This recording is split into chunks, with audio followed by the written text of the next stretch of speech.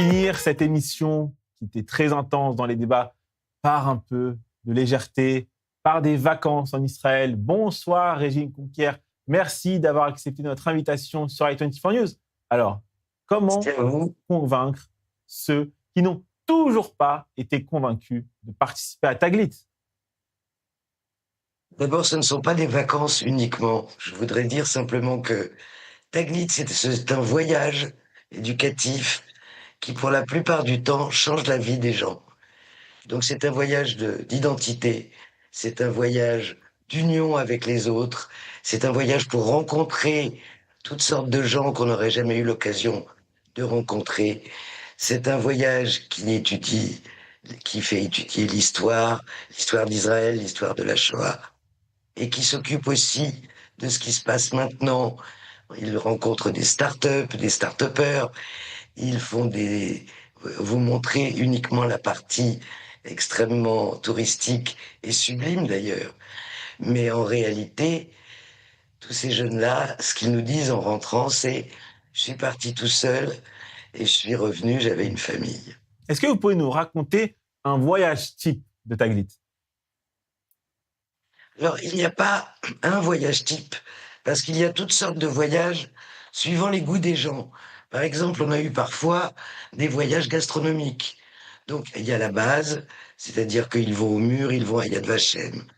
Ils font les choses les plus importantes, mais en dehors de ça, ils découvrent des cuisiniers, ils vont dans des cuisines, ils parlent avec la nouvelle cuisine israélienne a énormément la cote. Donc, vous avez ça, vous avez des voyages qui sont plus axés start-up, où ils rencontrent énormément de gens qui ont créé des start-up, des patrons de start-up. Ils visitent un centre d'innovation où on leur montre toutes les innovations qui sont faites dans la tech, la medtech, la biotech, etc. Donc, il y a une base de voyage avec certains lieux et il y a surtout le contenu avec des guides extraordinaires, des moniteurs qui sont formés aussi, pas uniquement aux faits, mais qui sont formés à créer des débats où chacun se respecte et chacun peut se donner la parole. Et ça change tout de rencontrer des gens complètement différents. Régine Conquier, échanger. est-ce que ce voyage donne envie aux participants ensuite de faire l'Aliyah? Est-ce que c'est un peu le but de ce voyage? Et est-ce que vous avez des chiffres au sujet, on va dire, du taux de conversion, c'est-à-dire le nombre de jeunes qui ont participé à Taglit et qui, quelques années après ou quelques mois après, ont décidé de faire l'Aliyah? Alors, je n'ai pas les chiffres de ceux qui font l'Aliyah parce que Taglit n'est pas un voyage d'Aliyah, c'est un voyage d'identité. C'est-à-dire, on retrouve son identité juive. Et donc, par la suite, nous avons beaucoup de gens qui font l'Aliyah. Mais la statistique que je peux vous donner, et qui est très importante, c'est une statistique de mariage, en fait. C'est que les jeunes qui partent à Taglit, on a 48% d'augmentation de ceux qui fondent un foyer juif. Rachel Bourlier a un message pour vous depuis Paris.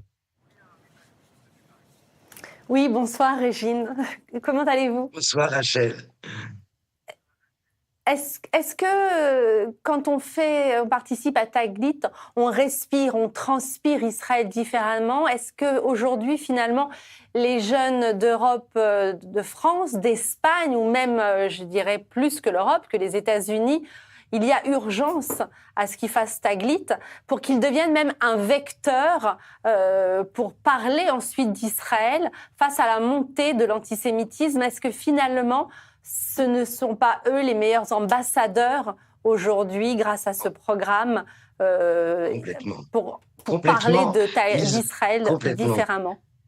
Ils ont une formation qui leur donne les faits et qui leur permet de répondre dans les universités où ils vont, dans les écoles, aux gens qui donnent des fake news et des mauvaises informations. Ils ont besoin de cette connaissance parce qu'aujourd'hui, dans les universités, c'est parfois assez dur pour eux et ils ont besoin d'avoir les arguments nécessaires. Et c'est ce que Taglit leur fournit au cours de leur voyage. Ça, c'est extrêmement important. Alexandre... Et surtout... allez-y. Pardon. Allez-y. Et surtout, Taglit, ça leur donne un sentiment d'apaisement, de savoir où ils sont, qui ils sont et à quoi ils appartiennent. Alexandre, vous aviez peut-être participé à Taglit ou des proches à vous ont participé à Taglit? Alors moi, j'ai jamais eu cette chance puisque je suis venu directement à 18 ans en Israël. Donc j'ai fait un programme Massa, mais en revanche, je ne sais que du bien de Taglit. Je pense que c'est... Je pense qu'il faut augmenter la conscience des gens à 18 ans dans les écoles pour partir en Israël le plus tôt possible parce que c'est ce qui apporte le plus et ça permet une intégration, vraiment de parfaire son intégration, etc. Mais je pense que Taglit est un super programme qui va attirer, vous savez, différents profils. Des gens qui n'avaient jamais entrevu la voie, l'ALIA comme une option possible et qui d'un coup, par une porte ouverte, parfois juste par le fait de se dire pourquoi pas, on va juste faire un voyage, on va prendre un break, va leur permettre en fait d'un coup de sous-peser l'option de partir en Israël. Donc bravo madame. Moi j'ai un phénomène en ce moment qui m'étonne énormément. Nous avons énormément de petits-enfants, d'enfants cachés, qui viennent à Taglit parce qu'ils découvrent très tardivement qu'ils sont juifs et que ça n'a jamais existé dans leur vie quotidienne. Merci. Et pour qui ça transforme complètement la vision du monde. Merci beaucoup, Régine, d'avoir accepté notre invitation.